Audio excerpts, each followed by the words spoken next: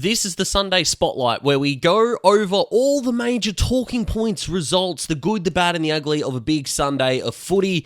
It's round one. Let's talk about how Adelaide and Gold Coast took out the trash. Let's talk about why Melbourne and GWS had their stocks rise after their wet MCG performance. And let's be honest, let's talk about how long of a season it's going to be for a couple of clubs not a lot of people had a lot of faith in anyway. Let's do it. So let's kick this off with the close game of the Sunday. That is going to be Melbourne and GWS. And what a game this was. Wet weather, close, tight. It was just going to be who could take advantage of their moments. And for so much of that last quarter, it actually looked like it was going to be the Giants who couldn't quite take advantage. And who would have thought Lockie Keefe would be the man to down Simon Goodwin's boys? This was one of those games where match fitness-wise, the Giants having that opening round game did see a little bit of advantage. There were a lot of Melbourne players who had really good first three quarters that just tapered off a little bit at the end. However, I don't really want this to be too nitpicky. The fact that I said in the intro that this was going to be a game where Melbourne's stocks actually rose this year with the amount of young guys that they had playing, with the amount of doubt that's being cast over them this year, with how impressed that you were with GWS's opening round performance, this was set up as a game that if you were confident in the Giants, then Melbourne really shouldn't have got close. It turns out the bookmakers at +2.5 were spot on, and no one picked that. In fact, the entire against the odds went with the Saturday games, and only one of us got some points. And it wasn't me as Daz, of course, and it wasn't you as the fans. So we're off to a good start, but holy Moses.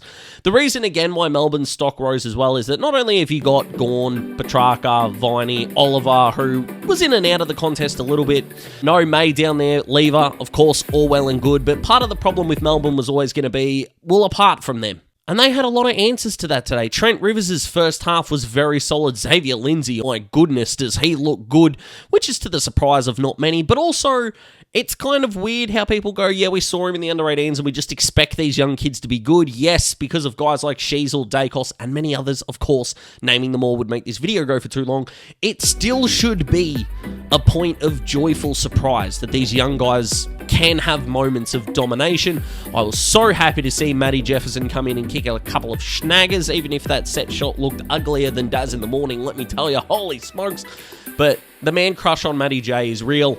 That was good to get some vindication there. But the Dees effectively did not a lot wrong in the context of the game. And I don't think you should come out of this with any ill will towards the Dees at all. For the Giants, again, they got the job done. That midfield is humming. Finn Callahan's role with Tom Green in the side just did not regress really at all, which is fantastic. I said before, Lockie Keefe is great. And if Toby Green is not in your top 6 players in the competition, I don't really know what to tell you.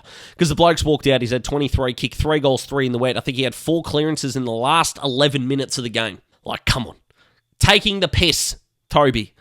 You really are. All in all, though, there's a reason why I'm not doing the how they won series that I kind of teased in the off-season, because I just think nitpicking a game that really just came down to a moment and a half, really, I just don't think he's worth backing over, to be completely honest with you. They were just 2 teams who played well enough for the conditions, and someone was unlucky to lose. And it took a 40-metre set shot on a 45-degree angle to decide the game. So if you're a fan of either of these teams, you should be over the moon. It'll suck to lose, obviously, but Melbourne fans, if you're not encouraged by that, this is going to be a long year for you. I think you should be immensely proud of how they went. So from there, which smacking are we going to talk about first? Let's go the most recent one, shall we? So the quality theme between Gold Coast, and Adelaide is that it's going to be their opponents that are going to get more chat throughout mainstream footy media this week, which is really, you know what, it's my channel, I can swear. It's fucking annoying, to be perfectly honest, to be like, what does this mean for St. Kilda? What does this mean for West Coast? Well, we know what it means, A, for those teams, because no one had either of them in the top 8. We knew with Minnie McQualter coming in as the first year, it was going to be a hard year for West Coast. Now, did that margin surprise a few? Potentially, considering kind of like Richmond, this was meant to be West Coast at their fittest, at their strongest, at their hardest, and they didn't produce that. But Gold Coast did. That midfield put up ridiculous numbers throughout the entirety of the game. Like, that is genuinely nuts to read. Jared Witts is still the most underrated ruckman in the league. But what really shits me about this is that you talk about the midfield, you talk about the debutants. I thought Noble and Rioli, for their roles, stood up well. You're looking at guys like Jake Rogers, Bailey Humphrey, who were awesome. Joel Jeffrey was fantastic. I can't believe I left him out. Ben Ainsworth has barely played a better game than that, I don't think. And then you get people that do, look who they beat. Yeah, look what happened to Carlton, right? So Carlton get mocked all weekend, rightly so, for losing to what most people think is a quote-unquote bad team. Yet we're going to criticise or not give credit to Gold Coast and Adelaide for smacking that version. Which is it? Pick one. And if you're just going to be miserable the whole time, why are you involved in sports Discord, to be honest? Right? It's crap. Gold Coast were awesome. And because I know the odds of this happening are going to be low, because that's picking one out of, a bunch of 15 to 20 is going to be hard to do. Fuck me is the Ben King mark of the year.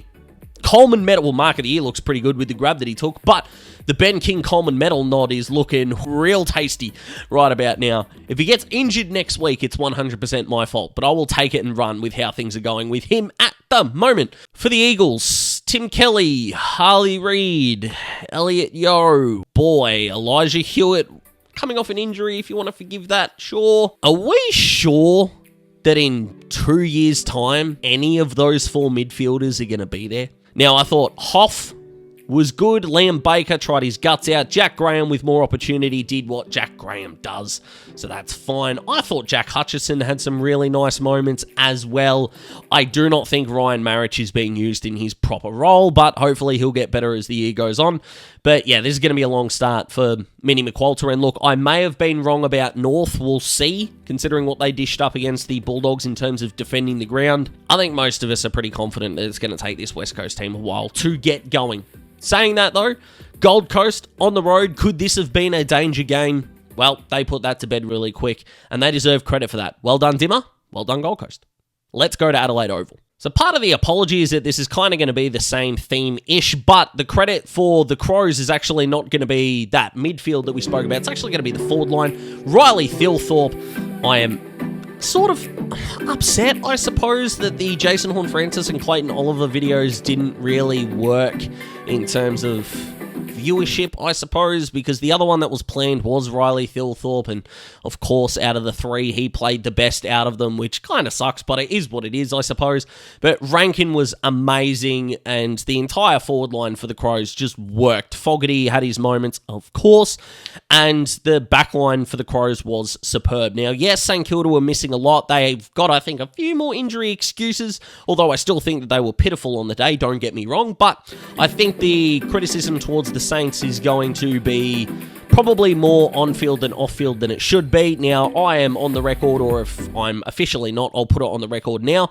The longer that Ross Lyon wants to hold on to trying to have a top three defense instead of trying to get out of a bottom six offense, the Saints are going nowhere. Genuinely nowhere, and it is immensely frustrating as someone that likes seeing premiership droughts being broken. Like, I was on board for the 16 and 17 for Richmond and the Bulldogs. Well, swap them around, but you know what I mean. So, like, this is crap, to be honest, and it's not fun to watch, and at some point it becomes hard to, get excited about criticising a full team and a full club. It's not fun. The fans deserve better than this shit, and I don't really know what to say outside of that, to be honest. But to the Crows, Matt Crouch continued to do what Matt Crouch does. I liked the midfield rotation of the Crows against better teams. I've still got my question marks, but what I don't want to do is go out on a limb again and criticise. They got the job done. This could have been a game, because I think going into this, they were only 3-goal favourites, and they smashed that out of the park convincingly. The Crows deserve a hell of a lot of credit for that. A couple of maligned players that I want to give some credit to. Riley O'Brien was very good. And I swear to you, if you had have told me this week that Riley O'Brien would pick the ball off his shoelaces 3 times in 2 quarters, I would not have believed you. And one of them was out of the defensive 50.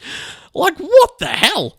Credit to you, Rob. What a man. What a player. What a ruckman. Who needs Sam Draper? He's probably re-signing at Essendon anyway. But yeah, if anyone was thinking, well, Lockie McAndrew, and I was, just needs to start, Riley O'Brien got the job done against Royal Marshall and Harry Boyd, so a massive credit to him. And the other one, of course, is Josh Rochelle, who coming into this year was under a fair bit of pressure. And Matty Nicks gets a big thumbs up for the way that his team performed. If we're going to knock Nixie for his contract status and if he's going to be the man at the Crows moving forward or not, we've got to give him credit when these kind of performances come up. Jake Saligo was fantastic as well. And if I am going to point out someone who I've not seen play a better game than that, Josh Worrell was awesome. And I can't really remember if I had the man crush on Joshy in his draft year, so I'm going to go with no. But as someone that watches key defenders, I think closer than nearly anyone else does in both mainstream media, because there's not a lot of key defenders outside of Will Schofield in the mainstream media and other footy YouTubers, I really like what I see with this guy. So go him. Go Joshy. Him and Josh Weddle. It's the Joshes that were in defense that I was a bit unsure about that are coming through beautifully, to be perfectly honest. And we move from there. Massive credit to the 3 winners and Melbourne, to be perfectly honest. St. Kilda need to get healthy and get some sort of offensive game plan, and West Coast need to keep gelling, getting the kids in, tinkering with some things. It's going to be a while before they come to the party. So what do you guys think? Less than 12 minutes and you've got your entire Sunday spotlight done. I hope you enjoyed. Watch it. Share it with your mates, like the video, subscribe, comment, all those good things to make these worth doing, because these are really fun to make, and it is making me a better creator because of the editing stuff that I have to do, which I understand has not been perfect. I'm trying to get equipment and stuff ready, kind of buying baby stuff before worrying about more audio stuff. So, priorities.